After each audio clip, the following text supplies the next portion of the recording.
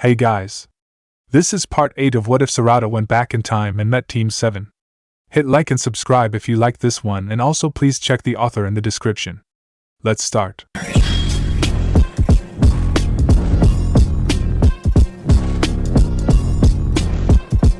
Chapter 25. Never-ending, flat desert stretches out as far as the eye can see. There are no buildings to be found, or even indications of mountains or other natural landmarks. No sign of shelter or escape either. Oh, this is bad, Sakura murmurs, eyes wide and hands clasped in front of her mouth. This is so bad. She turns her head rapidly from side to side, as if that will show her something comforting. Naruto seizes Sasuke by the shirt. What the hell were you thinking, me? This was him. He shoots back, also fastening his hands around Naruto's jacket collar to push him away. Well, you're him. Not for another 20 years. It doesn't matter. This is exactly your twisted kind of logic. As if you understand anything about logic. We're going to die of thirst and exposure. Sakura wails. And our insides are going to overheat, and our brains will boil. And oh gods, I'm going to turn into a giant freckle. Alright, everyone, calm down, Kakashi orders in a would-be soothing tone, striding forward to pry Sasuke and Naruto apart. Calm down? Sakura demands. People die of dehydration and heat stroke in the desert within a day. There could be poisonous animals around here, and who knows if it's some strange alien dimension with monsters. We don't have the time to calm down. I have no doubt in my mind that Sasuke's future self, would not have sent us here if it were not safe, Kakashi insists. As much as I don't like it either, it's best for everyone if we just stay here until they fix the problem. If anything happens to any of us, it won't go well for the future. So what, we just sit here and do nothing? Naruto demands. It could take forever, not with how shaky time is back in our dimension, Kakashi replies. This incident is going to be determined one way or another, and soon. You'll just have to have the same faith that I do that your future selves will win this, and they will come back to get us, and if they don't? Everyone glances to Sasuke, whose face is pale with barely controlled fury. What happens if they lose? I don't believe they will. And if they do, it may not matter. Assuming the timeline resets itself to Jiken's desired results, we will likely all cease to exist. Or because we're in a completely separate dimension, we might be outside of the reach of that timeline, Sakura counters. Assuming these dimensions aren't tied together in any way, and assuming time is tied to specific dimensional space, what's to say we won't be trapped here in this desert forever? I only understood about half of that, but it's true, it'll be a pretty short forever, Naruto swallows nervously.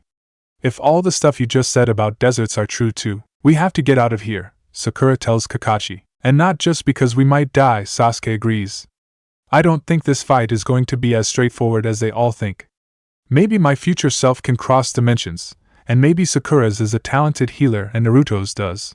Whatever it is he can do. Hey, but none of that matters if they are facing an enemy that can't be killed. Sakura blinks in confusion. Can't be killed?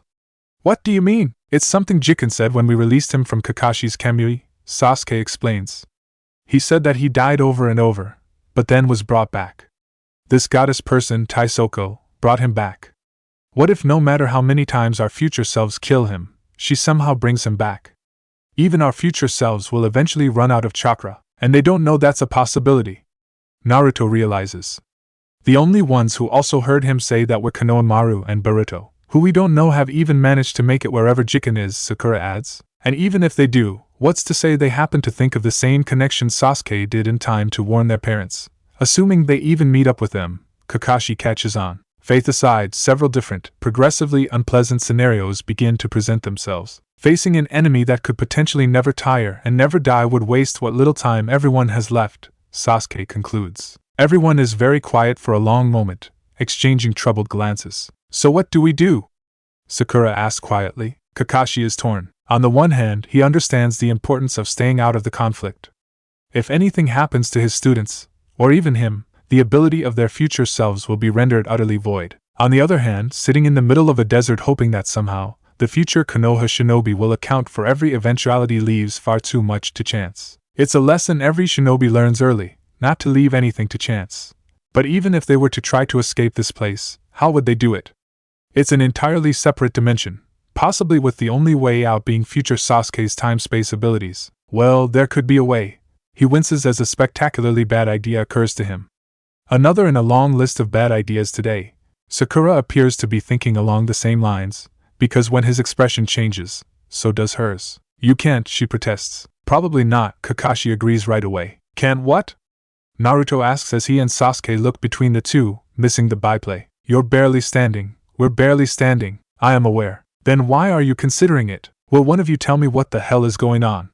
Naruto shouts. Kakashi is considering using his Mangekyo Sharingan to get us out of here, Sasuke tells him. And Sakura's right, it's a bad idea. I'm considering using it, Kakashi insists. And it's more seeing if it's possible to reopen Sasuke's portal than anything else. In all likelihood, it's not. And not something any of you should be worried about. He makes a dismissive gesture with his hand. And so while I continue to consider, you three might want to pipe down or see what you can do about finding shelter. Whether we're here for an hour or the rest of our lives, I don't think anyone wants to get heatstroke. What exactly do you expect us to do? Burrow into the sand? Naruto grumbles, but Kakashi makes a shooing motion with his hands, and the kids reluctantly quiet down to give him a chance to concentrate. Kakashi sighs and turns to face the spot where they landed, wondering how exactly he's supposed to pull off a miraculous escape. In theory, reopening the portal Sasuke's future self used should be possible. In fact, he can sense small indications of chakra from their dimension. Chicken. It's different from before, not as muddy, but still as though coming from beneath many layers. He wonders if this is how the future Sasuke felt when he was guiding them through the winter world, following a dim chakra signature to know where to bring them out again. Perhaps it's easier to sense chakra from a place that isn't completely infected by a temporal paradox, the way our dimension is. Summoning up his Sharingan once more, Kakashi considers the weak spot for any sign that it can be reopened. A moment later, though, he gives a huff of disappointment. It's impossible, Kakashi tells him with a shake of the head. The portal has been closed in a way that I can't even sense the seam. It's as if future Sasuke knew that none of them would be content to just linger, and ensured they couldn't get back the way they came. So you're just going to give up? Naruto demands. There isn't really another option here. Who said we needed to use his portal? Sasuke wants to know. You can always open your own, right? Sakura picks up the thread. We already know that your Kamui world is connected to our dimension, and it's connected to you, so you should be able to open it here. And if we go through the Kamui dimension and then to our world, we wouldn't need to rely on Sasuke's portal. Yes. Naruto cheers. Let's do that. I've only ever opened a door to that dimension from our world, Kakashi reminds them. I've never actually traveled through it. I don't even know if it's entirely safe, which was why it wasn't such a moral struggle to trap Jiken in there in the first place. If by some miracle I managed to get us into there, there's no guarantee I could get us out again. We could be trapped with no way out, and no one able to find us, he continues. At least here, Sasuke is still able to retrieve us. If he's not dead or dying, Naruto mutters. He's not! Sakura cries, upset at the very notion that something might happen to the older version of Sasuke. She shoots a panicked glance at her teammate, as if worried Naruto's words will somehow cause him to wither before her very eyes. It's still too risky, Kakashi maintains. Even if I were to try it, I would need something to focus on. An anchor from our dimension to this one, and that's not something that we, his suddenly fall on Naruto. Have. What? Naruto asks, glancing from side to side. Sakura and Sasuke appear as equally nonplussed as him. What's going on? Oh, these ideas are getting worse and worse. There might.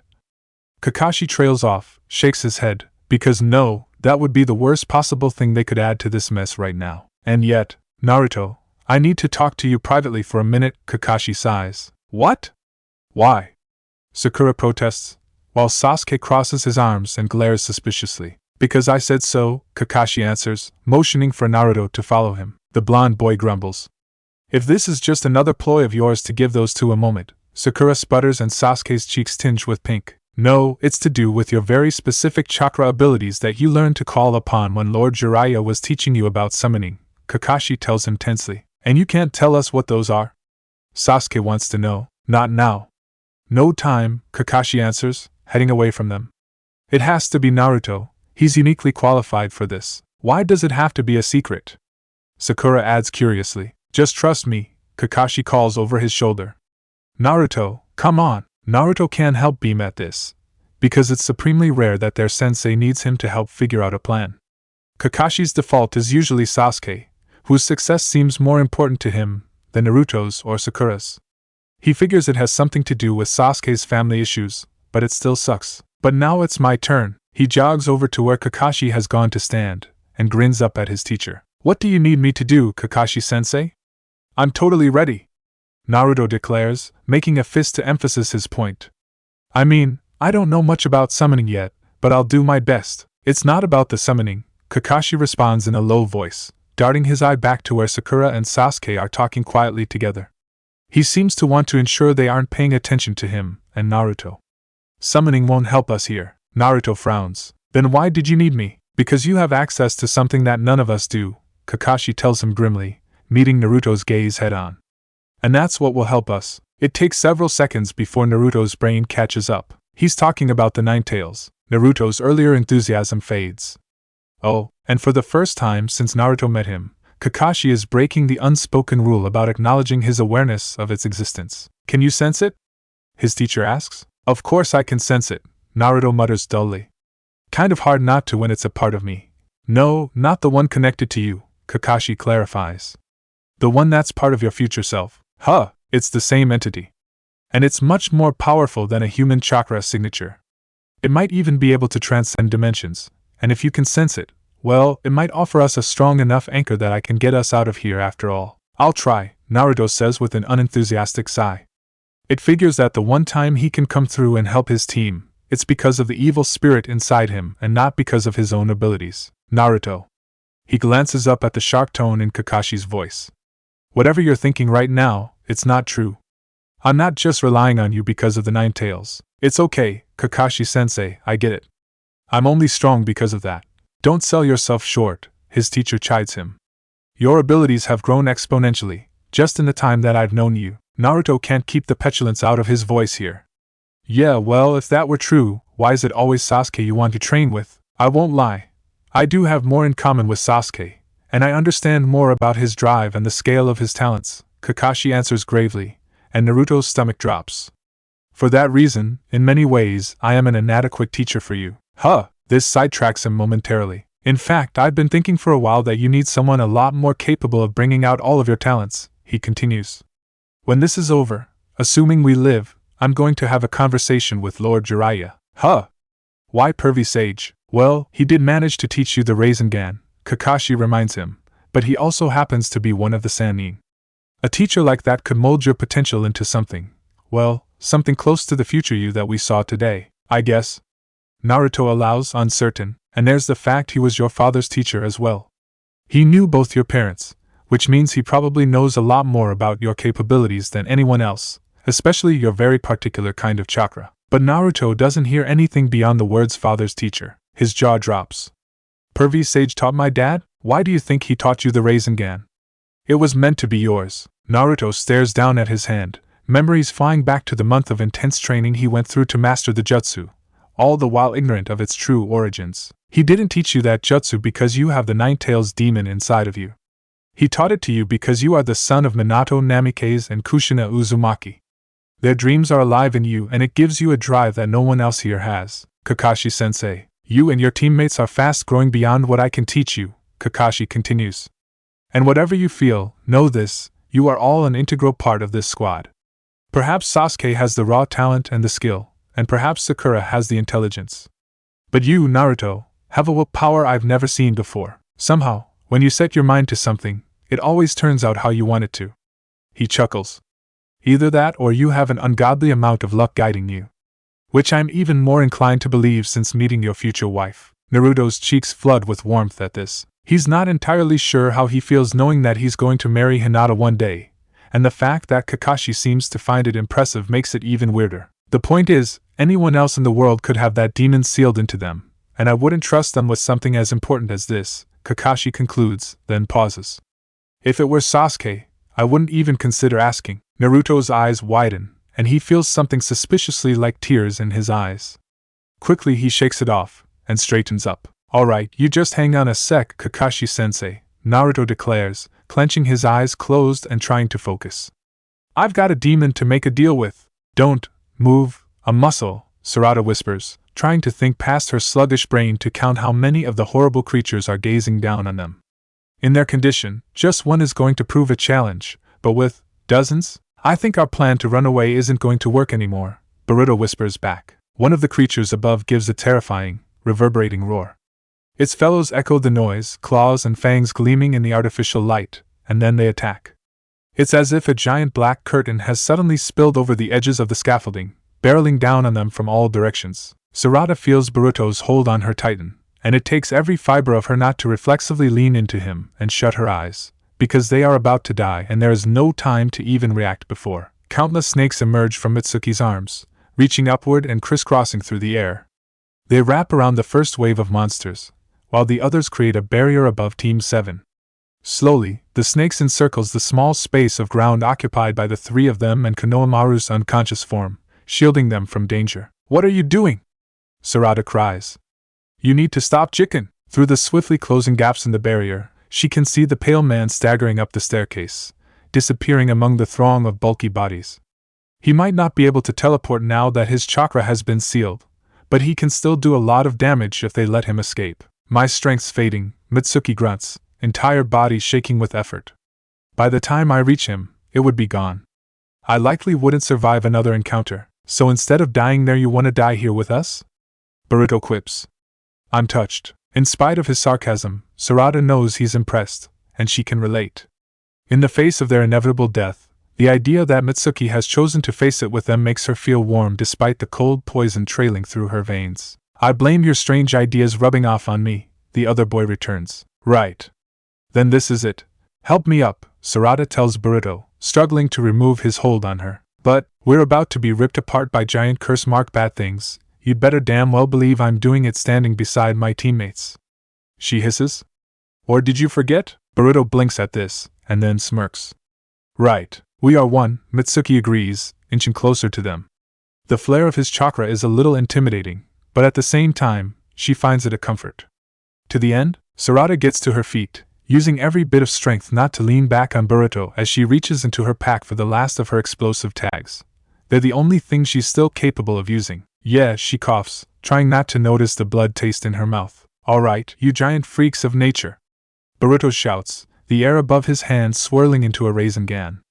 "Come and get it." Mitsuki retracts the snakes surrounding them, and the creatures that were held back by the slithering barrier fall once more, reaching and clawing.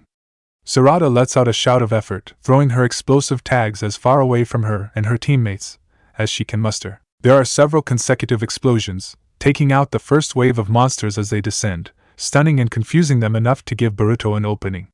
With an angry snarl he heaves his hand upwards, and Sarada is shocked to see that the tiny whirl of energy has not only grown larger, but utterly changed its shape. The whirling vortex of light travels upward, and then detonates, exploding into countless microscopic blades of wind that Sakura can't even follow the movements of.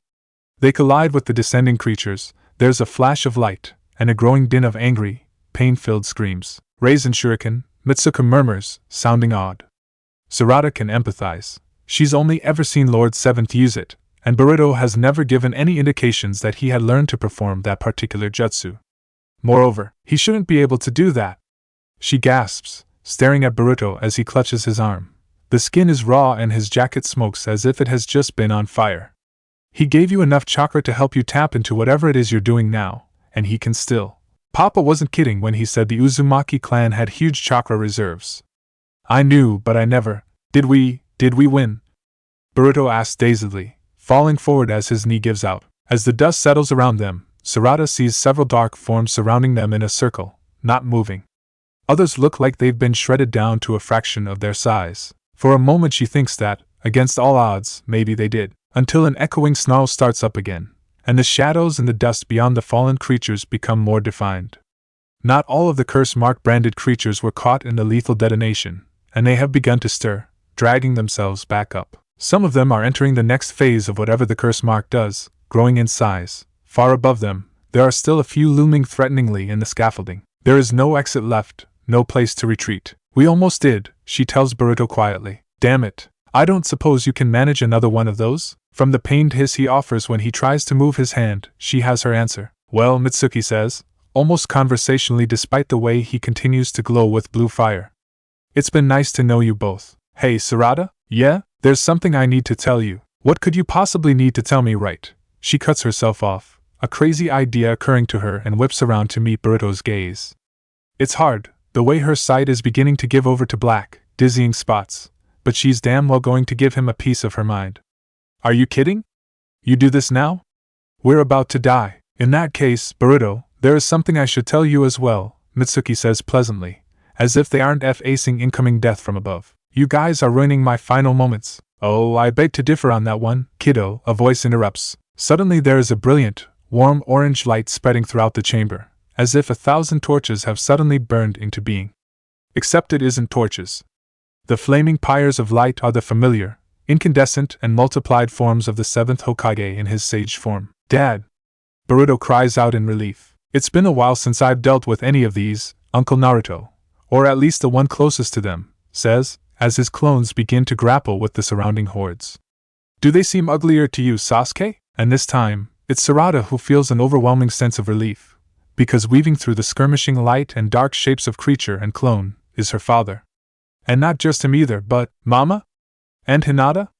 She murmurs in shock, just as the last of her strength leaves her, and she pitches forward. Papa catches her, and Mama is already reaching for her, one hand glowing, the other digging into her medical kit. Hold on, sweetheart, we're here, Mama says, as Aunt Hinata envelopes Boruto in a tight embrace in one arm. As Mitsuki's chakra and snakes fades away, he staggers back, falling into her other outstretched arm. Are you two alright?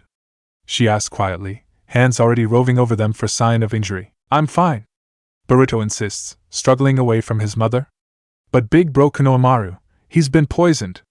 You guys have to help him. Of course we will, but first, where is Taisoko?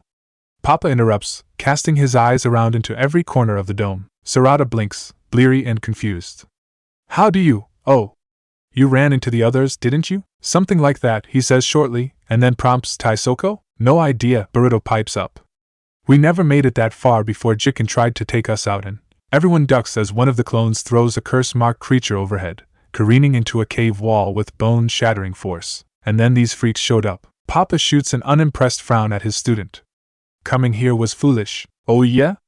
What would you have done? The exact same thing, Mama mutters as she checks Sarada's pupils and the knife wound in her hand. She's up there, Mitsuki tells Papa gravely, nodding towards the upper levels of the scaffolding. There's a chamber he took me to, when I first got here. I don't remember much, as I wasn't very lucid. But she's in there. He keeps her restrained, but I'm not sure who benefits better from that. Papa nods, spares one last quick glance at his wife and daughter. Mama shoots him an encouraging smile, and then he is gone. He moves like lightning through the melee of clones and beasts, moving up the scaffolding as if he could fly. She's so toast, Boruto says smugly, and then winces. Ow. Mom, hush, Aunt Hinata tells him as she pokes and prods his arms. Your chakra pathways are almost completely shredded.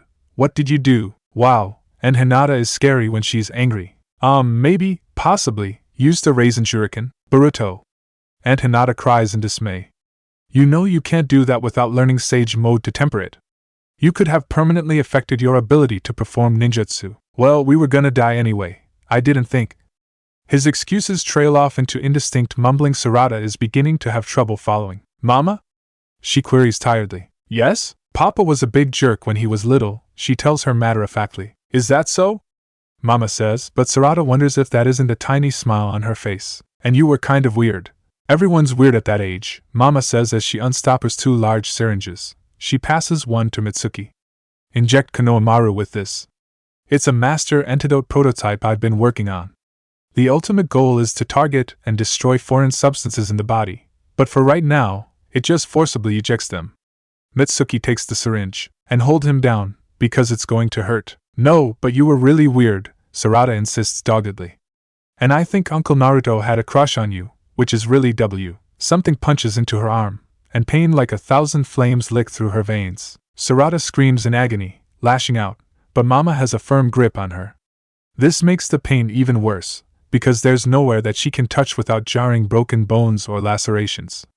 The agonizing fire spreads throughout her body, and she wonders if she isn't really on fire, because she is perspiring now. A viscous, foul-smelling green liquid oozes from her pores, burning her as it evaporates. Sarada cries out again, bewildered by the pain, but Mama doesn't let her go, simply swiping the noxious condensation from her skin. Just as quickly, a frisson of cold rolls through her body, as if from the base of her spine to the tips of her fingers. Sarada shivers convulsively, but Mama still holds her close. She can hear muffled yells from nearby, probably Konohamaru, mixed in with the sounds of battle, but she fights to stay awake.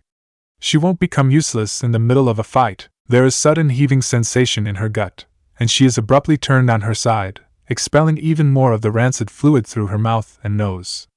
The scent and taste makes her gag and dry heave, but soon it is all gone. Her vision swims and blurs, before abruptly coalescing back into view. Mama is staring down at her with a tight smile, relief in her eyes. Better? She asks. Sarada mumbles, unable to form words just yet.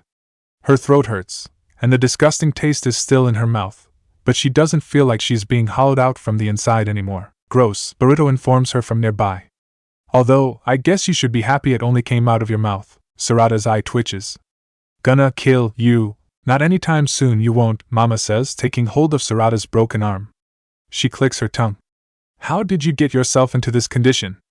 I'm sure I taught you to punch with a closed fist. Was kind of falling off a cliff, not a lot of options, Sarada heaves. Mama's response is cut off when Uncle Naruto suddenly calls out.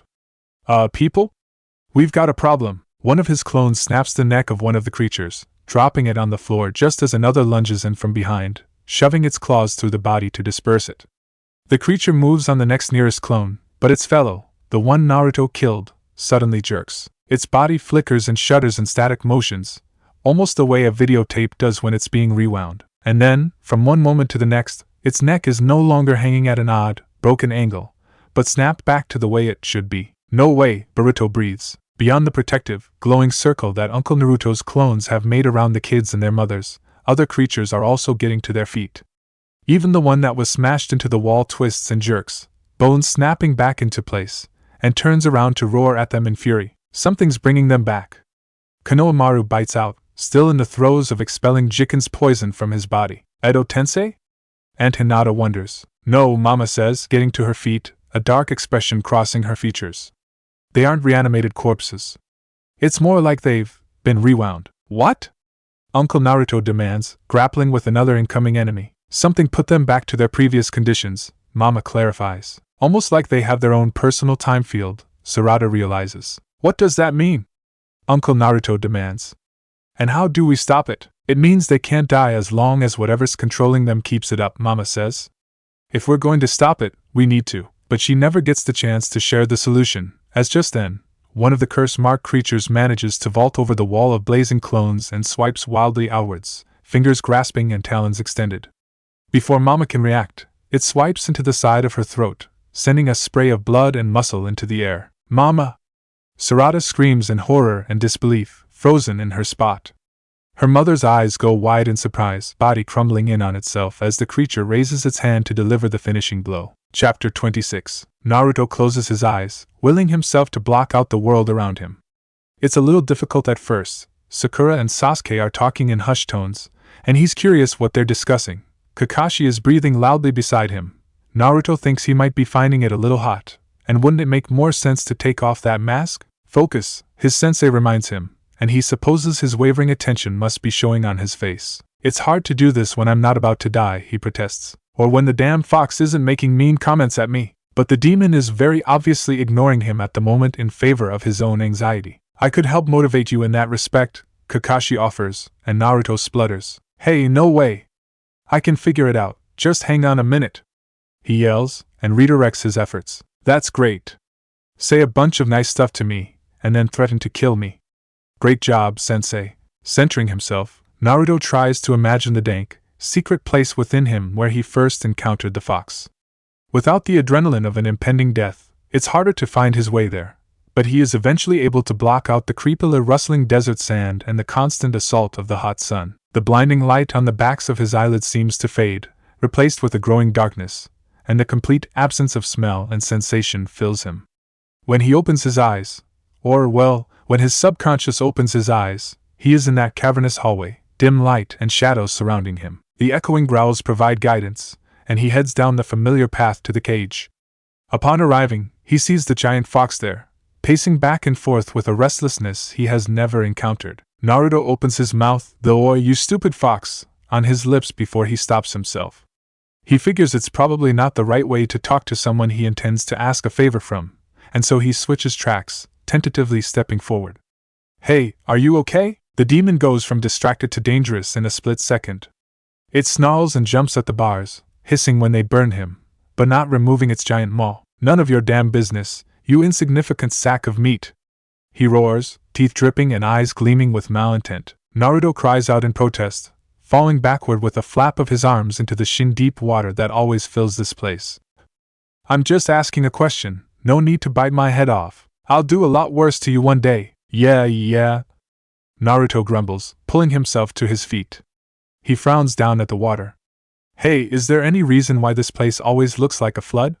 Do you, like, drool in your sleep or something? Wait. He blinks at the water, a horrible thought occurring to him, and stares up at the fox accusingly. Is this pee? Am I standing in pee? He jumps to his feet, doing a ridiculous goose-step move trying to get out of the water, alternatively raising his feet out of the liquid. Don't be an idiot, the fox growls at him, unimpressed. This place is a manifestation of your subconscious, not mine. Then how do I change it so we can hang out somewhere that doesn't feel like a sewer? Naruto whines. Why? So you can pretend I'm not in cage? I prefer to deal in reality. And the reality is that your father locked me up in here. Yeah, and you killed him, so I guess things are square, Naruto shoots back, clenching his fists. He's always known the story, but it isn't until now that he has any direct, personal stake in it. Did you kill my mom, too? She had it coming, the fox sneers. She was like every other human, trying to chain up a force beyond comprehension. Like this Uchiha bitch, messing about with the timelines. Humans were never meant to possess this power. It's on Naruto's tongue to jump to the defense of his mother, but he needs to get the fox to work with him. And picking a fight over a woman he never met isn't going to help. Not right now, anyway. Yeah, well, the whole timeline mess is what we're trying to stop. And since you have such a problem with it, you could get off your ass and help. Okay, maybe not as polite as he could be, but the thing did just insult his mother. I'm already helping, the fox sniffs. It appears in the future, I'm meant to roll over and bare my throat to an insignificant whelp like you. I wonder how much innocent blood you spill in the pursuit of bending me to your will. I'd never do something like that, so you say, hey, how about instead of getting pissed off at me like all this is something I did, because I haven't actually done anything, yet, we get the hell out of this giant sandbox and you go yell at future me? Naruto shouts. Or ask your future self what the hell's going on, I bet he knows more, it wouldn't matter. If I'm apparently meant to forget it again, I see no point in going through the trouble, the fox drawls, and turns around in his cage, showing his back to Naruto in what is clear dismissal. Wait, you mean you've got to lose your memory too? Naruto asks, confused. How's that even possible? You're made up of chakra. How can something mess with your memory? The fox turns its head, shooting him an irritated and exasperated look. You really don't pay attention, do you? With that Sharingan of your friends, the adult one, anything is possible. Hey, that's right. He could see you before, couldn't he? Naruto questions. No one's ever been able to do that before. The Sharingan sees chakra, and I am chakra. And with that eye of his, I haven't seen eyes like that since Madara. Whew, never mind. The point is, if he chose to, he could control me. The fox is quiet, calculating for a moment, and then an unpleasant snarl escapes him. Perhaps he's the reason my future self is so blindly bonded to you. He forced me to submit. Or maybe he's controlling you by controlling me. Hey! No way! Sasuke wouldn't do that. Naruto defends his friend. He's an Uchiha. They're all selfish. Maybe they are, but Sasuke would see that as cheating. You can't say you're strong if you have to hypnotize people into doing what you want them to. He wouldn't do that to me, and I wouldn't let him do that to you, the fox scoffs. Ah, yes. And you're about to tell me how you don't desire to possess all the power I can offer you without having to negotiate with me for it. I want to use my own power. Naruto snaps. And if I had the choice, I'd only accept yours if you wanted to lend it to me on your own. Which you have. 'Cause we'd be dead a bunch of times if you hadn't helped out, so I'm not going to lie and say I don't appreciate that, and it looks like we're still stuck together in the future, so maybe, somehow, we work it out. Maybe we even become friends? The Nine-Tails stares at him for a full minute, and then erupts into booming laughter. There are no limits to your delusion, are there? You're such a naive kid. I will thoroughly enjoy watching your childish fantasies come crumbling down around you, and when they do, I'll be waiting. Naruto crosses his arms and glares at him. So does that mean you're going to get over your butt and help out? The fox shoots him a sinister grin. Very well. But only because I want to have a conversation with myself. Perhaps I can find a way to stop whatever happens. Yeah, good luck with that, Naruto mutters. So you can sense where you are, right? The other you? Don't ask questions that you already know the answer to. Naruto rolls his eyes.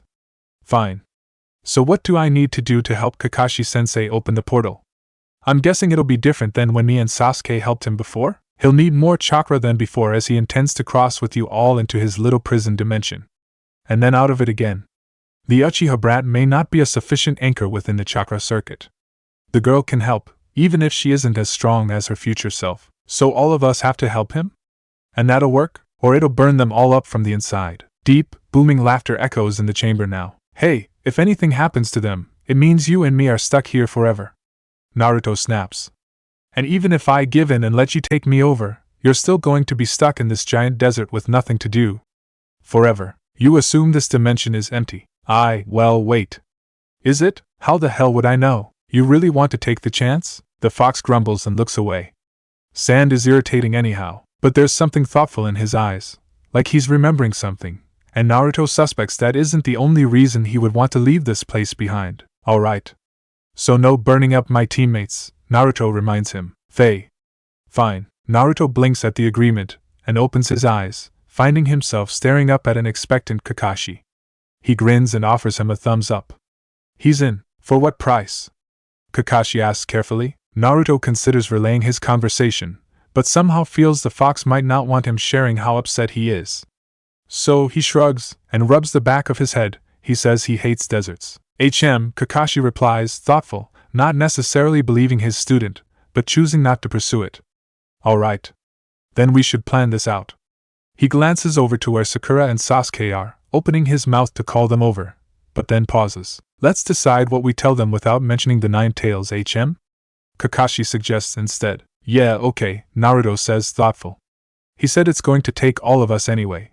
Kakashi half listens to him, while observing his other 2 students out of the corner of his eye. Despite what he told Naruto before, he can't help think that if this endeavor kills them all, maybe the future couple deserves a few minutes to themselves. Sasuke, for his part, wishes Kakashi and Naruto would finish up whatever secret meeting they need to have. The idea that their sensei needs the moron instead of him rubs him the wrong way. It's been happening more often, but never so overtly as this. He's not going to replace you, you know. Sasuke glances up at Sakura, who is offering him a wan smile. Kakashi-sensei, I mean. You guys have too much in common. You're probably his favorite student, even if he's talking to Naruto right now. TCH. As if I care, Sasuke retorts, folding his arms in front of his chest. You so do, she teases him. He glowers. What's it to you anyway? Her smile disappears and she looks at her feet. I just don't like seeing you upset, which makes his stomach flip uncomfortably, because he remembers what she said earlier. I would give anything to protect your happiness. Because you are the person that is most precious to me. He has never pictured himself as being important to anyone, and the idea is unsettling. He has no idea how to deal with it, particularly from someone as warm and caring as Sakura. Whatever, he mutters awkwardly. I know you don't like me, she goes on softly, looking anywhere but him.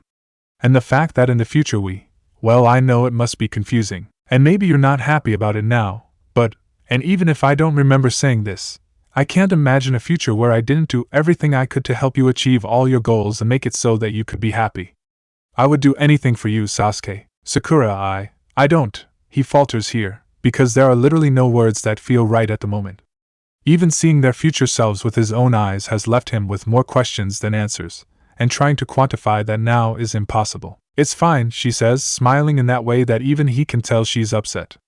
I just wanted to let you know, I'd understand if you were disappointed is all. She turns to edge away from him and Sasuke's hand snaps out before he is entirely aware of moving, fingers wrapping around her wrist to keep her there. I'm not disappointed, he blurts out as she looks back at him, eyes wide. He quickly releases his hold on her, as if her skin burns him. And I don't dislike you. As Sasuke, I just can't afford to like you right now, he continues awkwardly, wincing, because that sounds bad. From the way her shoulders slump, she thinks so too, and this is so frustrating. How exactly is he supposed to put any of this into words? Like the fact he'll never admit it out loud, but he gets a smug satisfaction watching Naruto constantly strike out with her. Or that a small part of him is actually flattered at how steadfast she is in her affections, Every other girl that has liked him is fickle or easily dissuaded. How he's still utterly shocked at his kindness towards him and everyone else, and that maybe, despite his efforts to focus on more important matters, he does get a little jealous when someone else pays attention to her and makes her smile. How it's both comforting and painful when she fusses over him, because no one has done that since his mother died, but he can't let himself accept it because it will make him weaker. He can't rely on that comfort, because it will keep him from achieving his goals. Or even worse, if Itachi somehow finds out that Sasuke does care, what's to stop him from taking her too? Sasuke, I know you don't feel for me what I feel for you, Sakura tells him quietly. But I can wait. Now that we've seen, now that I know, I can wait. Sasuke makes an annoyed noise. You don't understand. It's not that I don't, right now I just… He clenches his fists, utterly infuriated at his inability to finish a simple sentence. This doesn't feel real. What do you mean? Even after meeting Sarada, even after seeing how the two of us, he begins, haltingly, knowing that if it weren't for the situation they are in today he would never say any of this, it doesn't feel real. This future we're going to have, with us, and a child, and being considered heroes. None of it. I can't even imagine it. But Sasuke, you had that once, you must be able to, and he took it, Sasuke replies fiercely. And until I kill him, I can't think about anything else. Killing him won't fix things, she tells him sadly. Revenge can't bring back what you lost. Neither will pretending it didn't happen. I never said it would. She cries. Sasuke, you know that's not what the future is, right? No one is going to, no one could, replace what he took. Is that why? Why what? Why you were so cold to Sarada, Sakura finishes, her words becoming more firm with realization. She reminded you, didn't she? Of what it was like, not being the only one. And she was giving you all this hope, even though you didn't want to have it. And with all that, knowing you still have to go after your brother, it doesn't matter, Sasuke insists stiffly. Especially not right now when we all might die anyway. We might not though, it still doesn't change things. All of this might as well be genjutsu for all the meaning it has right now. If it's a genjutsu, why haven't you broken it yet? She challenges quietly. Sasuke pauses at this, struggling to come up with an acceptable answer. She doesn't give him a chance, instead going on, I think it's because you don't want it to be. Whatever you say about not being able to feel, I think you do. But if it helps, she suddenly reaches over and brushes her palm against his cheek, making him go utterly immobile. What are you? A victim of genjutsu can break out of it if their chakra is disrupted, she informs him, voice even as if she's attempting to be casual. A wrinkle appears in her forehead, and abruptly a warm, tingling feeling radiates from where she touches him through the rest of his body. Her chakra races through his own chakra network, and it feels like a soothing wave has broken over him. For whatever reason, that coolness does nothing to dull the flare of heat in his chest. See?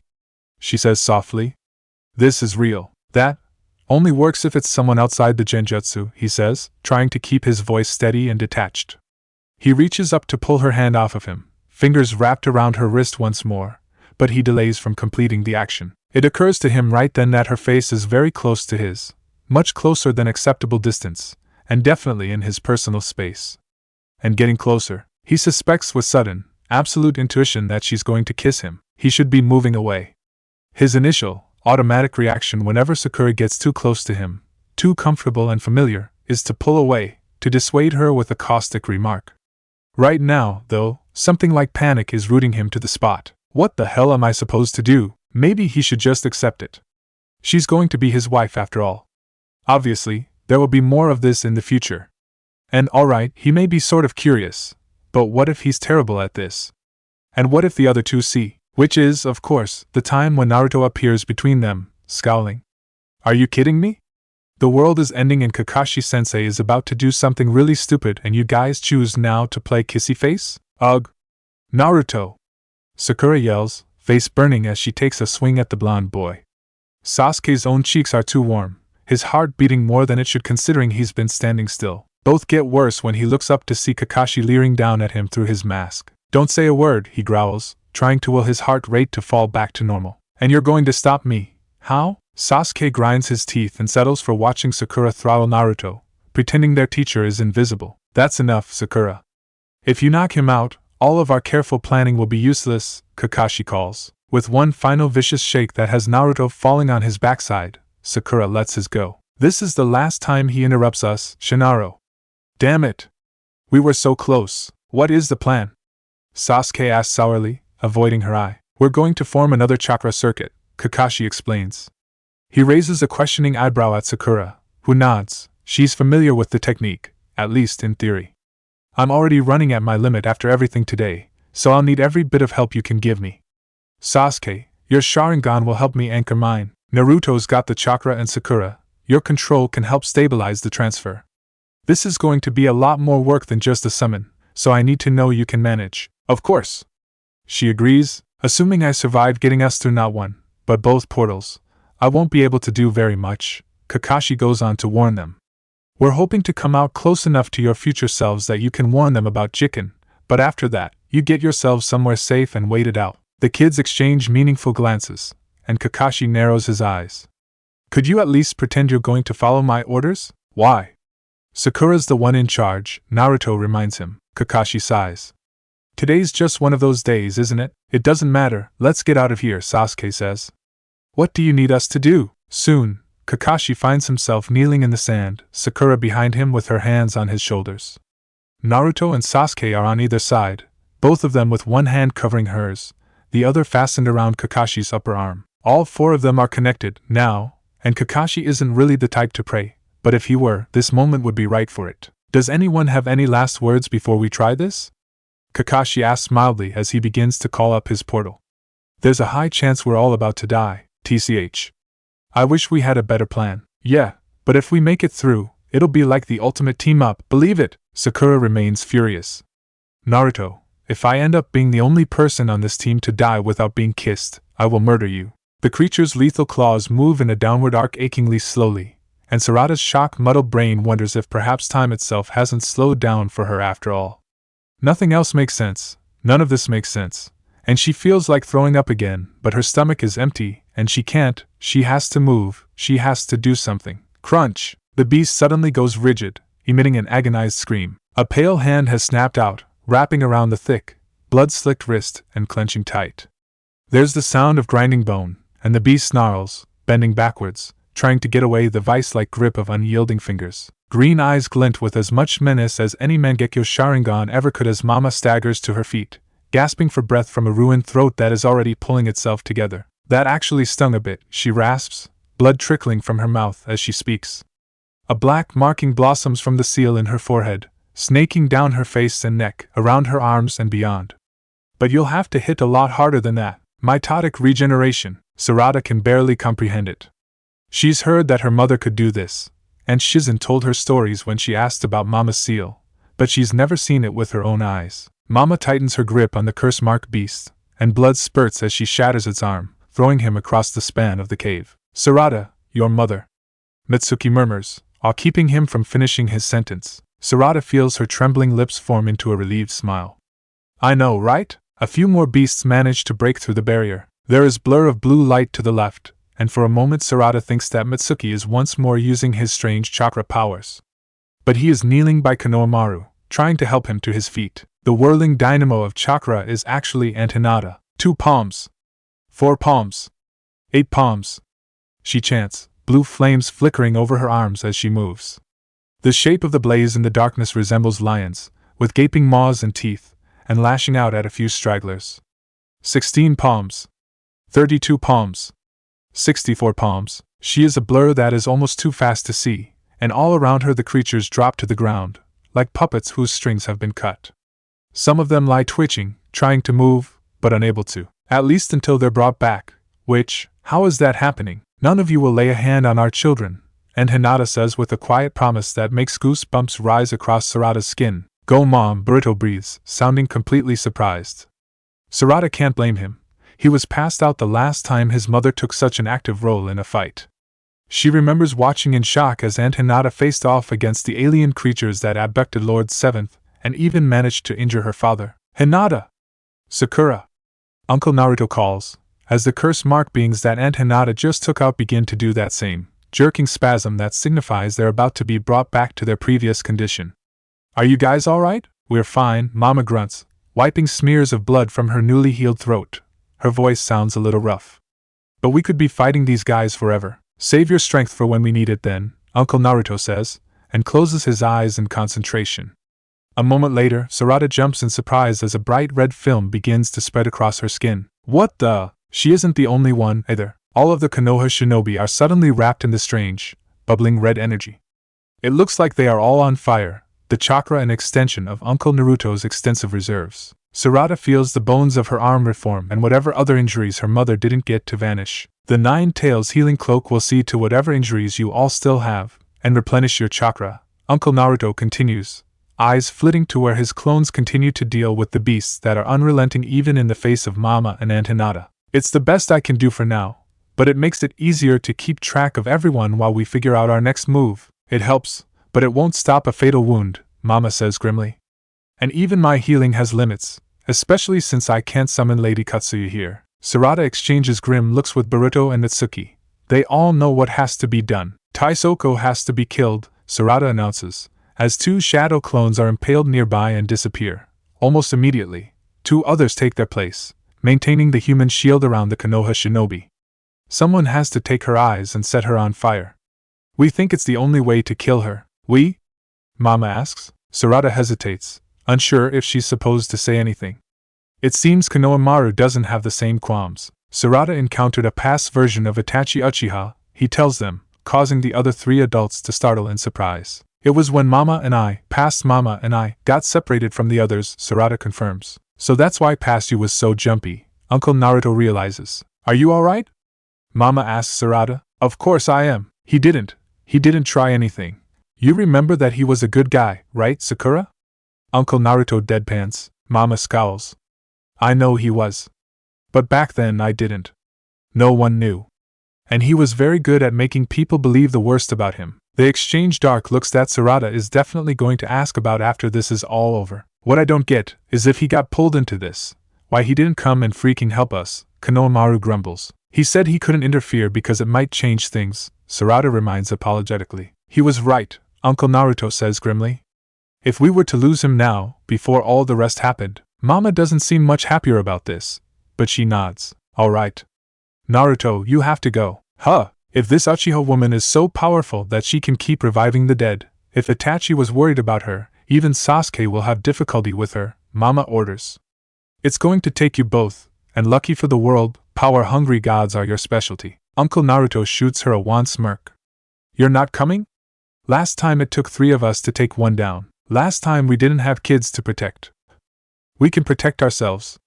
Boruto snaps, and as if to prove a point he hurls a shuriken into the forehead of a nearby beast. Nobody's more aware of that than us, Uncle Naruto says, gazing down at his son with pride despite the circumstances. It'll be the same as when we fought Momoshiki and Kinshiki. If all else fails, we're your last hope, Boruto finishes. Right, the Hokage says, and backs away. But I doubt it'll come to that, believe it. You guys hold the line here. Sasuke and I got this. He vanishes, although his clones remain in place surrounding them, still providing fodder for the curse-marked creatures. Alright, Naruto might end up needing whatever chakra he can get. I don't want him using too much of it on keeping us protected, Mama says, considering the red energy surrounding her. The sooner we get rid of these things, the sooner the original can focus. We can't kill them for obvious reasons, but perhaps we can corral them again? Mitsuki suggests. They wouldn't be dead, which wouldn't cause them to reset. That'd be like herding cats, Boruto grumbles. There has to be something we're missing, Mama says. If whatever is resetting their bodies were just a generally applied jutsu, everyone within the area of effect would be touched by it. I wouldn't have had to activate my seal to survive. So somehow they're being affected on an individual basis, with their own individual resets, I guess. Like a kind of infinite loop, and Hinata guesses. What if it's like a circuit? Konohamaru suggests. As long as whatever is producing the energy to keep them going is accessible, they'll keep resetting. But if we can break it, we can stop them from regenerating and they'll stay down for the count, Mama realizes, eyes gleaming gamely. Hinata, can you see anything like that on them? Invisible threads or... The veins around Aunt Hinata's eyes become more defined as she stares out at their surrounding attackers, jaw set in determination. Nothing, she says after a few seconds, sounding frustrated. There isn't any connecting chakra, or evidence of two-way transfer. Wait. She narrows her eyes even more, gazing at the nearest beast. There's something there, on the left ventricle of the heart, some kind of sigil. It looks like it's been burned into the tissue somehow. That would have required precise surgery, Konohamaru says. Kabuto, Mama mutters under her breath. No, Mitsuki says. Kabuto was likely under the same impression as my parent that Taisoko had died. He's not here anyway. But I suspect Jiken is disturbingly good with a knife. In any case, it's a start, Mama says. She shoots a grin at Aunt Hinata. I'll hold them and you punch, and we'll take it from there? I know it's a departure from what you're used to, she replies primly, and then glances over to her son's teacher. With a meaningful note in her voice, she says, Konohamaru? Got it, Mrs. Boss, the Jonin says, and begins to herd his students behind them. Get ready, kiddos, we're getting out of here, and then it's just a flurry of limbs and the sounds of battle. While Mama and Aunt Hinata test their theory on the nearest curse-marked beasts, Konohamaru leads his team through the ongoing skirmishes between the dwindling number of clones and beasts. Why aren't the clones replacing themselves? Sarada cries out to Boruto as they duck an arm full of claws passing over their heads. Maybe he thinks Mom and Aunt Sakura have it handled? Boruto counters, aiming a kick when a snarling face gets too close to him. But he sounds worried. Or something happened, Mitsuki suggests, voicing Sarada's own fears. She squints ahead, sees the path through which Konohamaru intends to take them. That way will bring them back to the mouth of the cave, out of the direct line of combat. She knows that's what her mother would want, is expecting her and her teammates to wait out the rest of the battle somewhere safe. The red cloak surrounding her, slowly strengthening her arms and refueling her chakra levels, abruptly disappears. She barely has time to consider the implication when Boruto lets out a sound like he's been punched. They exchange sharp, knowing glances, and then both of them veer left, forging a different path through the brawl. Sarada! She hears her sensei yell. Boruto, but they ignore him, because if Uncle Naruto has suddenly stopped protecting them, but Mama and Aunt Hinata are still fighting, it means something's happened to distract him. They manage to get several feet up the rickety metal staircase before they are grabbed from behind. Expecting it to be an enemy, Sarada whirls around and aims a punch, only to pull back at the last second when her furious sensei glares down at them. What the hell are you doing? He demands. Going to help. No, you're not. Did you miss the part about your mom's wanting me to get you all out of here? We can't take the chance that something goes wrong up there. Sarada protests. You seriously think your dads can't handle it? And if something's wrong? Boruto demands, standing beside Sarada. Why is the Nine Tails chakra gone if they're handling it? It's probably just more challenging than he expected, Konohamaru hedges. We have to trust that your father and Sarada's father have it covered. Until the battle is won, it is illogical to bank on a foregone outcome, Mitsuki points out. Besides, the ultimate goal is to summon my parents' younger self here. If she is successful, and he is harmed in any way, all of this ends.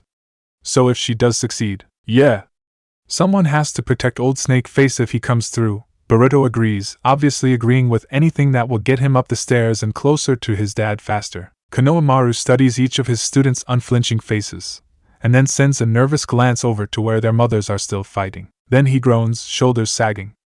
I expect expensive gifts on my grave once your parents kill me, hey? My parent isn't really the gift-giving type, Mitsuki replies pleasantly, which causes their sensei to turn so green. Sarada wonders if there isn't some of Jiken's poison still in his system. Alright, if we do this, we do it smart.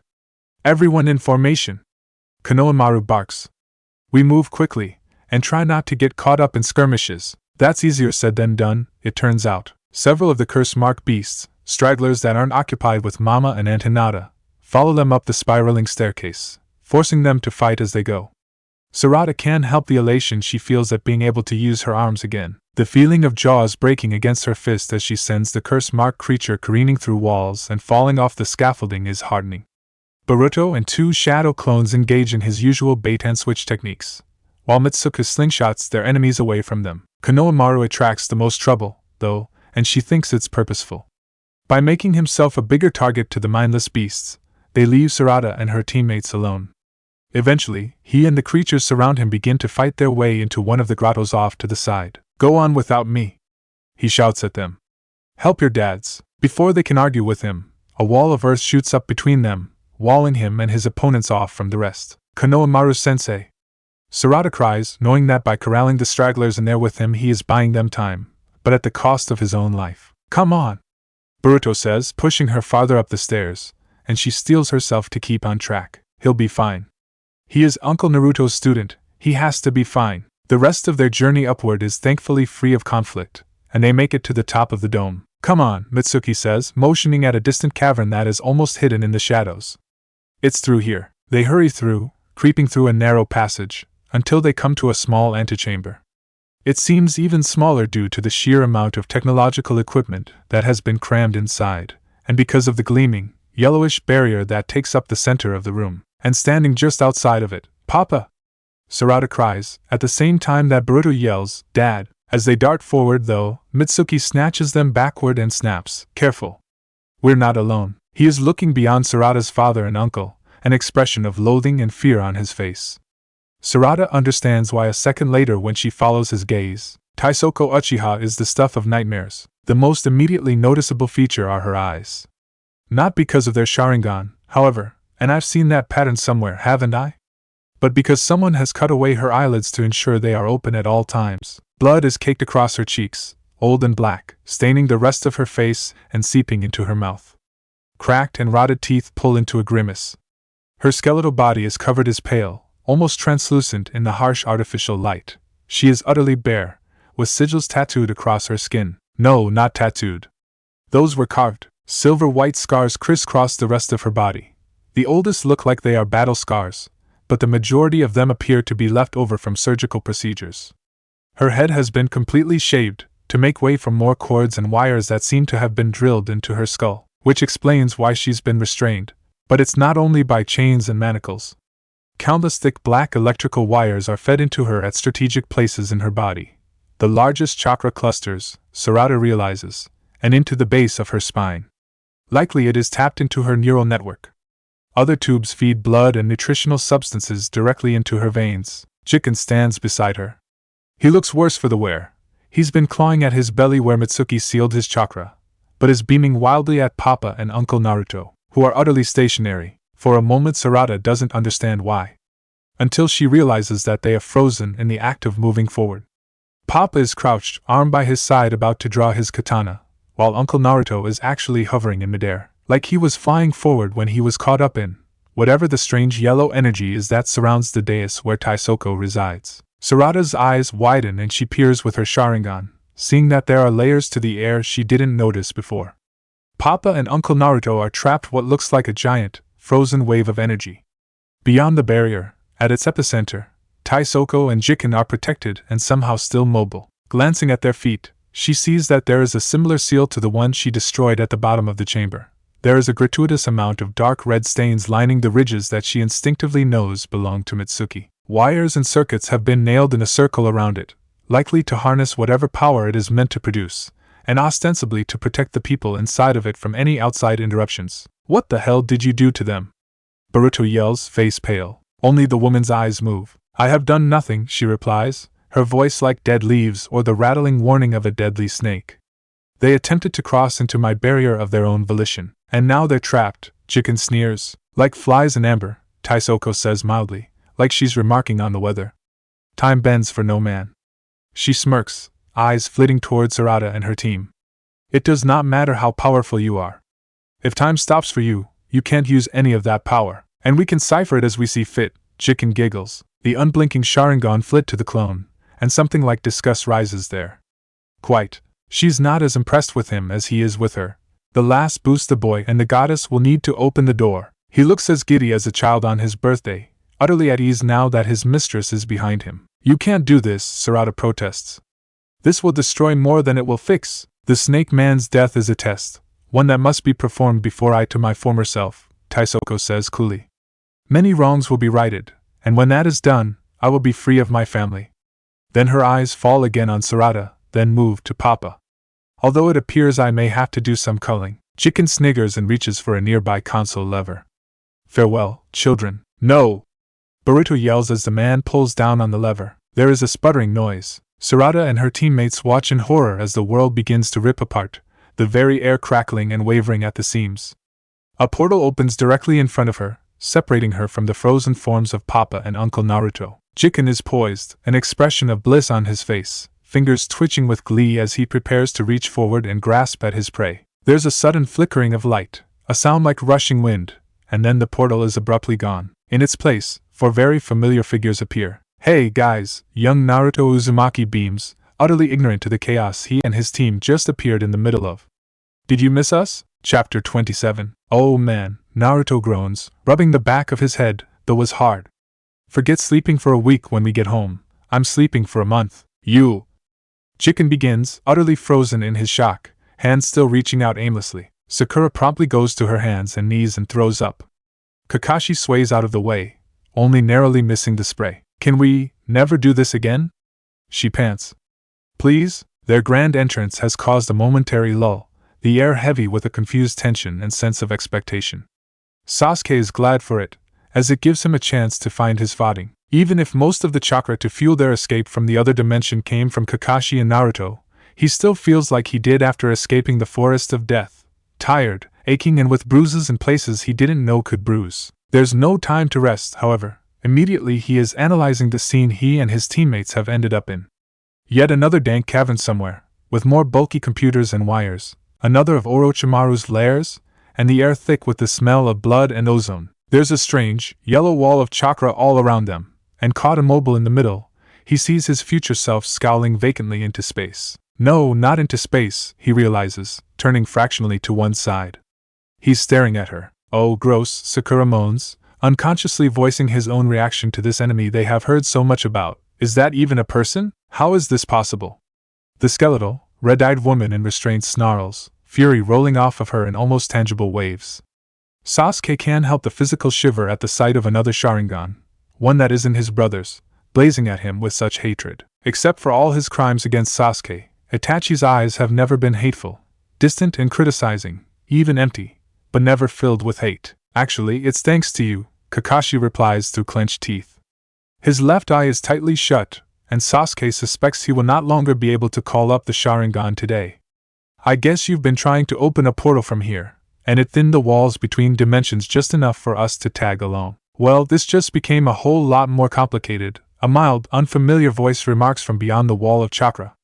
A pale boy stands beside Sarada and Boruto, looking remarkably composed in contrast to their shell shock. Mitsuki, I guess. Boruto is unsurprisingly the first to recover. What the hell are you guys doing? He fumes. You're going to get us all killed. Hey! Shut up and be grateful. Naruto shoots back, unrepentant. We're here to kick some ass and show you how it's done. Kakashi gives a sudden violent, wet cough and pitches forward. Kakashi-sensei! Sakura cries. Her proximity to the ground allows her to sweep under him and catch him before he hits the ground. Sakura grunts with effort, lowering him to the ground.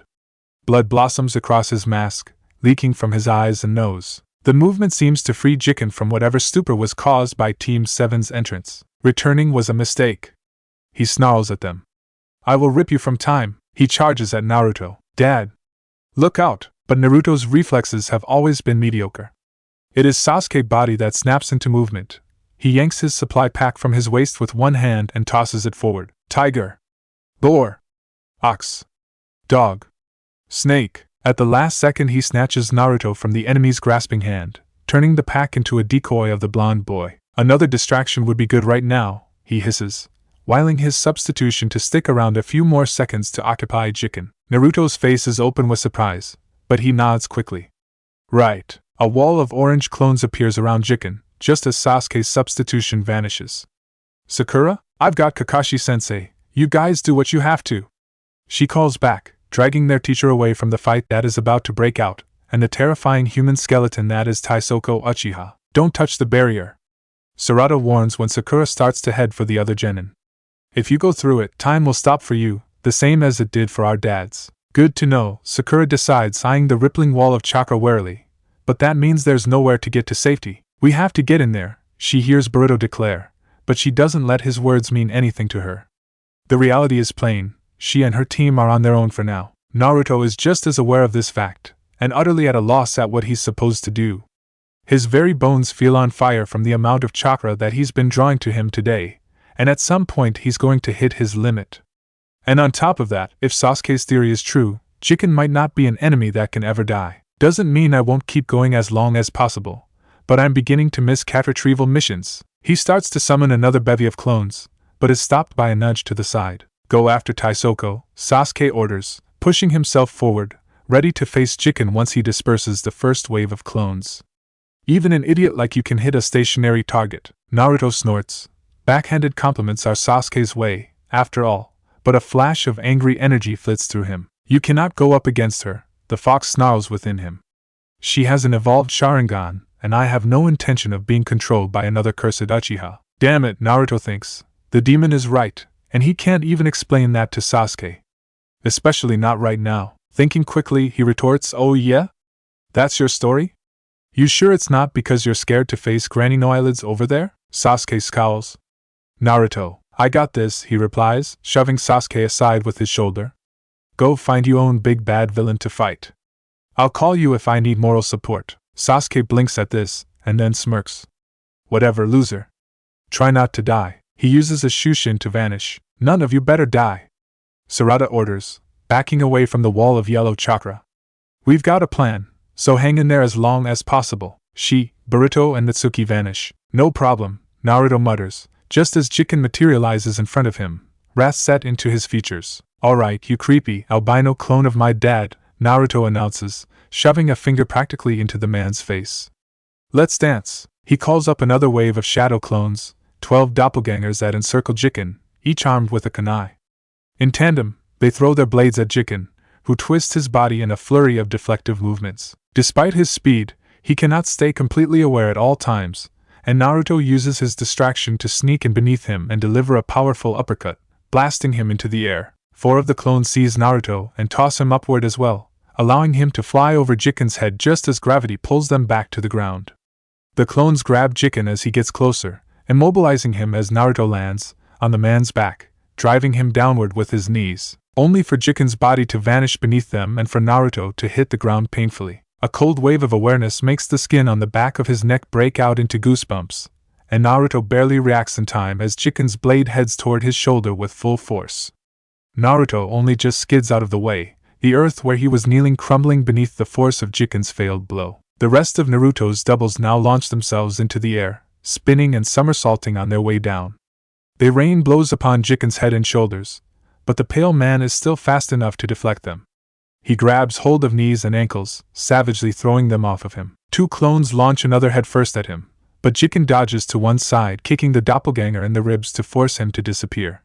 Several feet away, 2 remaining clones summon a Rasengan. Meanwhile, Sasuke takes a run at Taisoko, putting on a burst of speed while keeping his eyes lowered to the ground.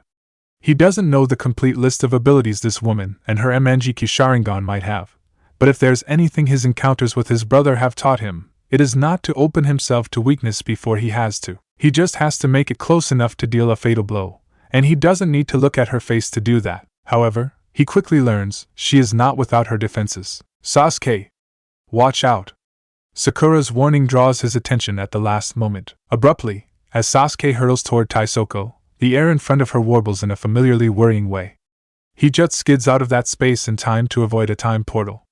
While he recovers, that one closes and another opens directly in his path, forcing him to tuck and roll to keep from slipping into it. "At this rate, she's going to trap me somewhere before I can kill her." Sakura watches all of this with bated breath, torn by the need to help her teammates, but knowing that Kakashi can't keep himself safe while he's unconscious. If Sarada is to be believed, his life is just as important to the future as her, Sasuke's and Naruto's. On the other hand, she also knows how important it is to get to Taisoko and stop her. She eyes the computer consoles off to the side, and the switch Jiken pulled earlier. It crackles and snaps with sparks of electricity, and the air still shimmers in the spot that brought Sakura and her team through. It might be that it's still active. If all of Taisoko's focus is on Sasuke, and Jiken is too busy with Naruto, then neither might notice Sakura until the last moment. Maybe, just maybe, she can turn off one of the machines, or even all of them, and keep any more portals from opening. It's another moment of deliberation, feeling torn between saving her sensei and the chance at saving everything else, before she summons a clone to watch over Kakashi.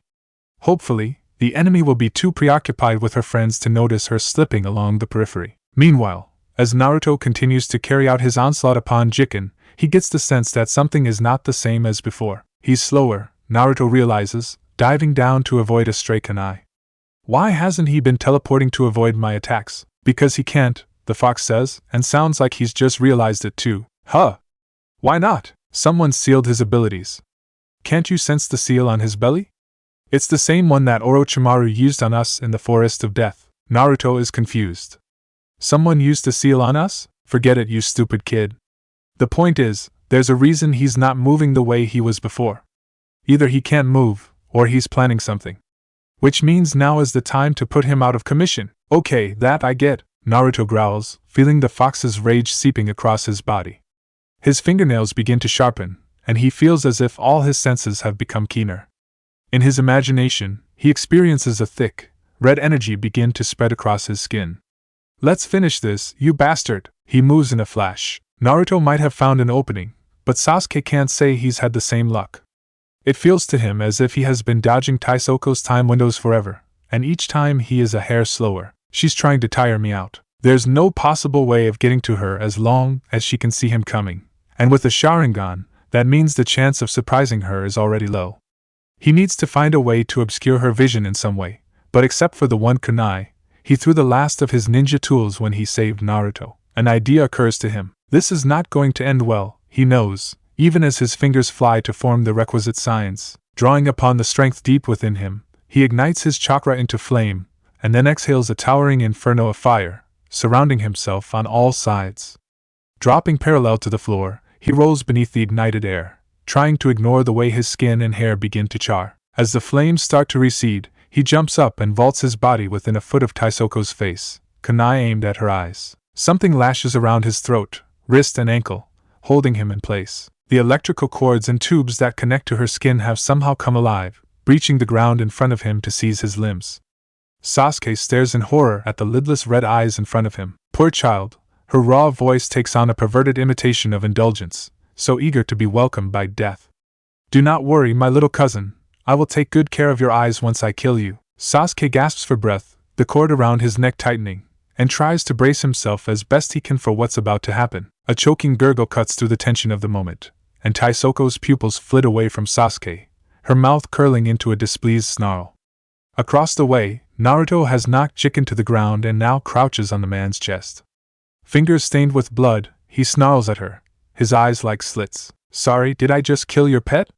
He jeers. No, the ancient woman replies coldly, but I will soon kill yours. The thick cords around Sasuke's tight constrict even more, slowly crushing his larynx and esophagus together.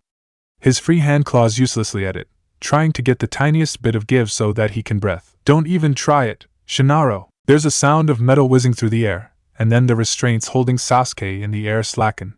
Several kunai have slashed through them at the bottom, pinning them to the ground.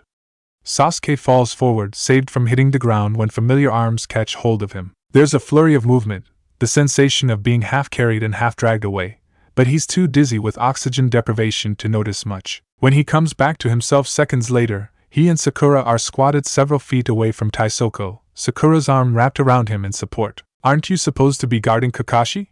He asks dimly. Forget that, she tells him, gaze fixed on the potential minefield around Taisoko. I'm worried right now about what she meant by no. Sasuke's eyes widen incrementally and he looks over to where Naruto is staring down at Jiken's motionless body, watching in disbelief as it begins to move, jerking and twitching spasmodically. His ruined throat abruptly goes from a taping, torn flesh wound to whole in seconds. Sometimes I really hate being right, Sasuke murmurs to himself. As Jiken continues to twitch, his form flickering and returning to its previous condition, Naruto jumps back a few feet, growling in frustration as he lands in a crouch. It's just like you said, Sakura says with tense awe. He can come back, she will keep bringing him back. It's like they're somehow connected. But she hasn't used any seals or hand signs, Naruto protests. Maybe she did something, so she doesn't have to.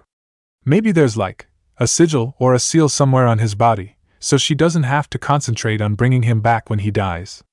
Sakura suggests, thinking rapidly. So we destroyed the sigil?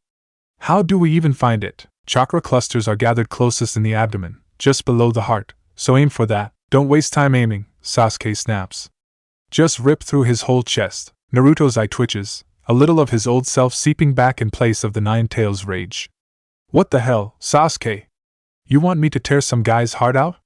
What the hell is wrong with you? If you're too squeamish, I'll fucking do it. Before he can make good on the boast, the ground beneath him gives way, more cables bursting forth to wrap around him. Sasuke! Sakura cries, yanking him backward and farther out of reach of the twisting, black wires. She may be stationary, but Taisoko is far from neutralized. You children are so simple, she sneers. Turning your back on an opponent in my time would have meant you were slaughtered like cattle. Sasuke's eyes narrow, likely at the insult, and he takes a step forward. He rolls his shoulder, the one beneath the cursed seal, and the bottom drops out of Sakura's stomach. Sasuke, don't, she pleads quietly, clutching the back of his shirt.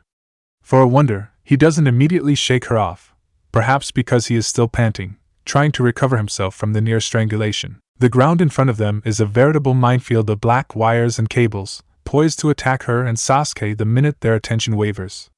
Across the way, Jiken is on his feet again, laughing as Naruto circles him warily, trying to decide the next plan of attack. The nearest cable launches forward, and Sakura and Sasuke jump back another few paces.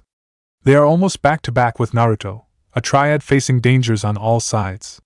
Despite the dire circumstances, Sakura feels a thrill. We're all fighting with our back together. If this guy keeps coming back from the dead, we're not going to last very long, Naruto bites out through gritted teeth. We're not going to last very long anyway, Sasuke rasps. We can't even get close to Taisoko. Just tell me where to go, and I'll make a distraction. Sakura offers. You could always release me, the fox within Naruto points out.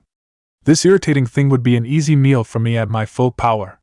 Awful hard to reanimate with all your vital organs strewn across the floor. A feeling of bloody, ravenous hunger leaches into Naruto. For a full second he actually entertains the idea. Then he shakes his head. Even if I let you out, and you deal with him, there's still that Uchiha Najab, he replies silently. If she doesn't know you're here, she can't get you. And I'm not the type of person sacrificing anyone, even people I don't like, just to win a fight. The silence in his head feels almost stunned, but Naruto doesn't get a chance to re-examine it further as Jiken, whose throat is now back to its previous condition, darts forward. Did I not tell you? He sneers, wild-eyed and with his teeth bared in a mad grin. Who else but a goddess could battle against death, and so often turn it back? You waste time, Jiken, Taisoko hisses. Dispose of the brats already. With pleasure, he dives forward, reaching for Naruto's throat, but Naruto ducks down, tumbling beneath his legs, whirling around to throw a kunai at him.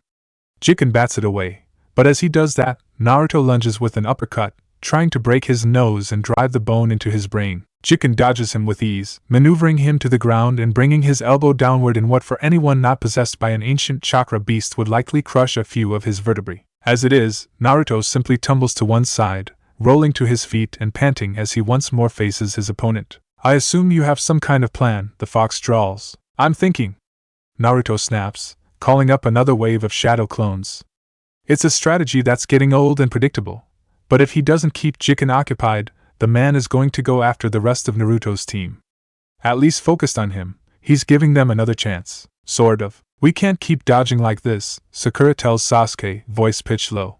They're trying to get closer to Taisoko, but more cables make themselves known underground. Sooner or later, she's going to catch one of us in her Sharingan. Sasuke spins in midair, kicking one of the incoming cables out of the way, and lands back in a crouch beside Sakura. We have to retreat. That's not an option. Those wires of hers aren't organic. She's not creating them herself, which means they're only a danger at close range, and she has to have a limit to what she can manipulate here. You can't know that for sure. Yes, I can. To maintain the integrity of the barrier, I think this is an actual small pocket of time we're in the middle of. We can't see it, but if you look at the curvature of the time field, it probably passes through the ceiling and underground. A solid sphere that stops anything from moving in or out of it. So she can't use anything outside of that range, Sasuke realizes, catching up to Sakura's analysis. Exactly. And she is stuck to a wall. But if we go far enough back, we end up in Jiken's attack range. Fighting a battle on two fronts is stupid. Only if you do it alone, she counters. And he's occupied with Naruto.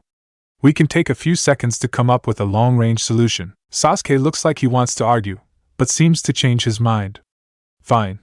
But stay sharp. Luckily, or unluckily, Jiken's focus is entirely on Naruto. Damn it! Naruto snarls as he is flipped painfully onto the ground, the back of his skull cracking against hard rock.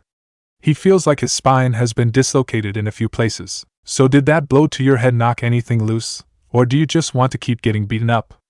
Naruto's snide demonic passenger asks. You're enjoying this way too much, Naruto retorts, staggering to his feet. What happened to helping? You keep stopping me. All because you're afraid of what your friends will think. Though, that will be moot in a few minutes, as they'll be dead. Naruto clenches his teeth, eyes flitting towards Sakura and Sasuke. Taisoko nearly manages to snake a live wire around Sakura's arm as they retreat, but Sasuke grabs it just in time, channeling a barrier of electricity into his palm and using that to shove it away. Taisoko hisses in displeasure and renews her onslaught, the near sentient cables driving the two of them farther and farther away. Her efforts nearly bring them into the direct path of Naruto's fight with Jiken. I still don't get how she's controlling all of this. Sasuke wheezes as Sakura skids to one side and he dives to the other. He barely manages to roll to his feet in time to avoid another grasping cable. The wires are connected to her. The whole place is connected to her. Sakura cries as they are forced to dodge again. Have you ever heard of a Sharingan controlling people like puppets? In an effort to keep them safe, Sakura puts her back against Sasuke's, trying to be ready if the crazed man decides to choose a different target. If the genjutsu is strong enough, it's possible. But that's not what this is, or I'd be able to tell, Sakura considers. What if she is like the CPU of a computer? What? The brain. Maybe it's a combination of chakra and whatever technological enhancements she's got attached to her. Ouch. Behind them, Jiken has fainted to the left, kicking Naruto viciously out of his way, and flung a handful of shuriken at Sakura and Sasuke. One of them nicks her cheek, and another slices her leg. Sakura? Sasuke demands. I'm fine. She squeaks at the same time that Naruto recovers himself, and jumps Jiken from behind, grabbing him around his throat, and trying to throttle him. The cables don't reach this far, he confirms. I mean the shuriken. What shuriken? Naruto goes flying over Jiken's shoulder, disappearing in a puff of smoke. Of course it's a clone, and the pale man once again reaches for Sakura. Sensing her tense behind him, Sasuke orders, switch, and maneuvers himself to take her place, meeting Jiken's incoming attack with a quick blast of flame. Hey, watch it! The real Naruto complains, sidestepping the flame before headbutting Jiken in the spine. You watch it! You're not paying attention, Naruto growls at him, but returns his focus to his own fight. He's right. You haven't even noticed yet, the fox says. Noticed what? The man is still as slow as he was before. He hasn't teleported once. That means, Naruto says, realizing that his demonic passenger is right and shouts out loud, he's still grounded. He has to duck when Jiken takes advantage of his distraction to aim a chop to his throat. Good job, the fox growls. Yell whenever you figure out something about your opponent. How the hell were you allowed to become a shinobi? But why is he grounded? It's Sakura who replies. Taisoko's the one who resurrects him, right? What if it's a limited technique? Sasuke catches on. Resetting his condition doesn't bring him back to perfect condition. Something must have happened before we got here to keep him from teleporting. And now when he reverts, he doesn't go back to the way he first was. A time limit on her abilities, Sasuke concludes, eyes gleaming with something like hope for the first time. Not wanting to be left out of the group, Naruto demands, so what you're saying is, we've got to bloody him up enough so that even when she brings him back, he won't be a threat? He sacrifices a clone in order to jump over him and shove his elbow down hard on Jiken's shoulder. Basically, I just keep hitting him, right? And look for some sigil on him. Sakura tells him. Something that connects him to Taisoko. We'll look for one on her. Unless we drop dead from exhaustion beforehand, Sakura complains. The slithering wires can't reach them, but Taisoko is using her ability to open time windows again. On the one hand, they aren't easily sustained, a few seconds at most before closing, but they appear out of nowhere, and with no warning. It's only because of Sasuke's reflexes that they haven't fallen in yet. It seems like forever before. Kakashi! Sakura suddenly cries. Sasuke jerks his head to the side and sees that while he and Sakura are out of range, Taisoko has apparently found a new target, their unconscious teacher. Making a snap judgment, he puts on a burst of speed, just managing to reach Kakashi in time to yank him out of danger. Now would be a great time for you to wake up, Sasuke mutters, ensuring the man is still breathing and as safe as he can possibly be from the combination of time portals and grasping cables. She's got a limited range for the cables, but how do the time portals work? Outside of the cave they were opening up all over, at random intervals and with varying sizes. Almost like afterthoughts. But it seems to take her more concentration to open on purpose, and in places that she intends it to happen. She probably has to control those, because if she doesn't, she'll get sucked in too. She only started using them when we got too close, so she probably won't use them again unless we get closer. Sakura was right, we just have to keep out of range of her and, as she skirts Taisoko's attack range, another window opens up and Sakura dodges to one side, only to step wrong and haver her ankle twist. She staggers, just managing to keep herself upright, but before she can stop herself, she reflexively looks up. All she can see is the blood-red color, and her limbs begin to clench. Taisoko's pupils widen, 3 points bleeding outside the rim and spinning in a deadly circle. Sakura! Sasuke snaps in warning, but it's as if his voice is coming from far away. In the last second before her brain can be ensnared in the woman's genjutsu, she feels bone-deep pain in her thigh. It's enough to make her jolt, bringing enough of her resolve back to move. She barely notices the shuriken now jammed into her leg, because at that moment, the space she just occupied suddenly explodes. The ripple sends her tumbling to the ground, ears ringing and head aching, as if she's just experienced a flash bomb. What was that? She murmurs, dizzy. It's her Mangekyo Sharingan, Sasuke says through gritted teeth, appearing beside her and dragging her to her feet. They skirt towards the chakra wall, within the narrow range between where Taisoko can reach them and where Naruto's altercation with Chicken is still going strong. Somehow, she can make things explode. Katon? No, this is different, Sasuke says, not dwelling on how useful that ability would be right now. This wasn't remotely related to Katon or any fire jutsu I've ever seen. It's a Sharingan ability. Maybe she's not just able to slow down and freeze time, Sakura suggests.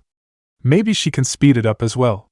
In theory, if you move molecules fast enough, they blow up. Which means getting closer to her just went from challenging to fucking impossible, Sasuke concludes. There is a crackle of sound, and the air around Sasuke seems to boil, getting hotter far faster than air should be able to heat. Before she is even aware of it, Sakura is moving, tackling Sasuke to the ground, at the exact instant that a percussive blast shatters the air.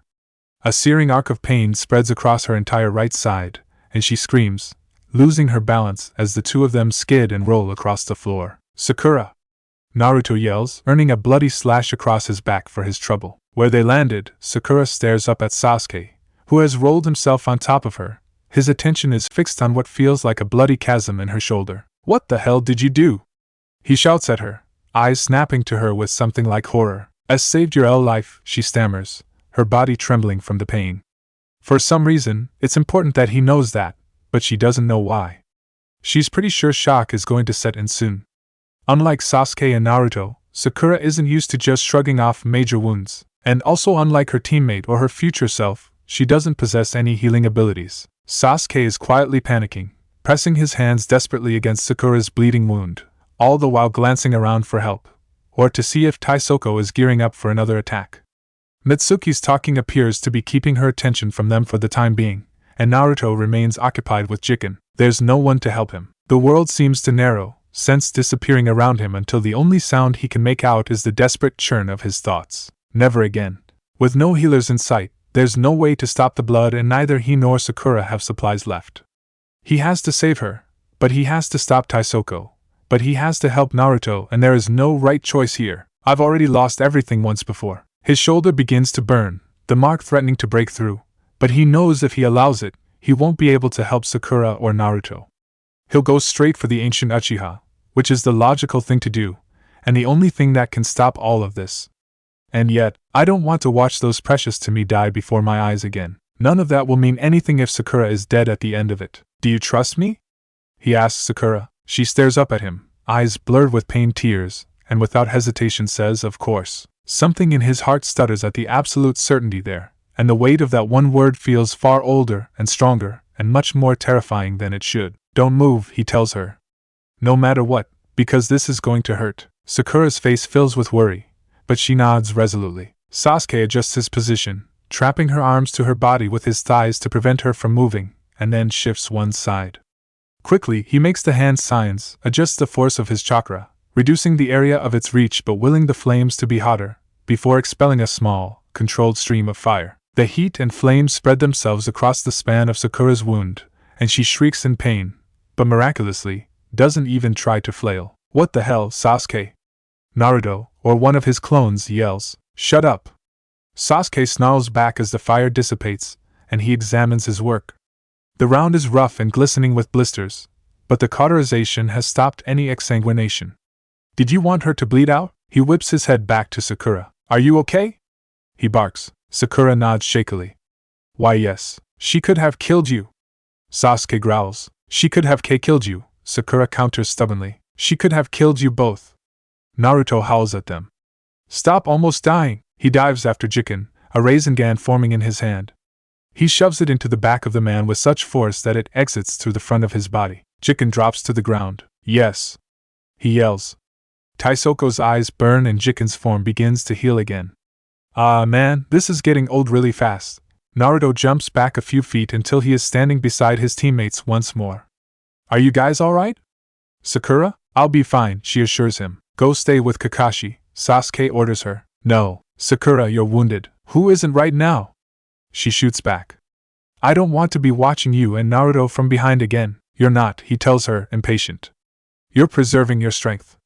If we can't take these guys down, you're our last hope. You mean, if you die trying to take her down, Sakura replies, eyes narrowing and mouth turning down mutinously. Sasuke doesn't answer, instead turning to leave her behind, only to find himself suddenly yanked back, two fists clutching the front of his shirt, and furious green eyes glowering at him.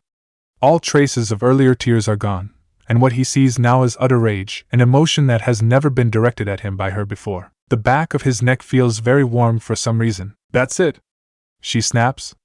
You're just going to go off and die and leave me with all the responsibilities, aren't you? Just like usual, you selfish jerk. Well, I can be selfish too. Shinaro, and then her lips against his. He doesn't even have time to register the punishing press of them before she pulls back, blushing and glaring, and says, I love you. So don't you dare die. When she releases him, Sasuke staggers a bit to the left, shock temporarily leaving him unbalanced. Of everything to happen to him today, he still didn't expect that. Sakura, face the same color as her tunic, hurries over to Kakashi's lifeless form. Did really she just? Naruto begins as Sasuke steps toward him. I'm not talking about it. Sasuke cuts him off, voice oddly tight. Okay then. They survey the twitching curse-marked man in the distance, his mistress radiating absolutely fury as she wills him back to life. Naruto. Yeah, we need to switch off. He stows his usual competitive nature, trying to think analytically. It's like I said before. I need to take chicken. I'm faster than you and can keep up. No, don't be stubborn about it. You've got a much better chance of surprising Taisoko than I do, especially with your shadow clones.